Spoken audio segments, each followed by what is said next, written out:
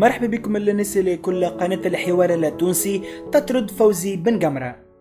أكدت المستشارة القانونية لقناة الحوار التونسي سونيا الدهماني في برنامج نجوم الأسابة 30 مارس 2019 الاستغناء عن خدمات فوزي بن قمرة إثر ثبوت اعتدائه على صحفية ضمن فريق برنامج أمور جدية. وأوضحت الدهماني لأنه هذا القرار تم اتخاذه بعد مبلغ إدارة القناة أنه وقع الاعتداء على صحفية في فريق برنامج أمور جدية والاستماع إلى الشاكية بعد القيام بتحريات ولا مشتكية به فوزي بن قمرة والاستماع للشهود وإثر الرجوع إلى كاميرات المراقبة. وشددت الدهماني أن إدارة القناة لا يمكنها ترك هذه الحادثة تمر مرور الكرام، مشيرة لأن لا يوجد ما يبرر اللجوء إلى العنف مهما كانت الأسباب. كما قلنا في الخبر متاعنا اليوم تم طرد فوزي بن قمرة من قناة الحوار التونسي بعد ما اعتدى على صحفية بالقناة.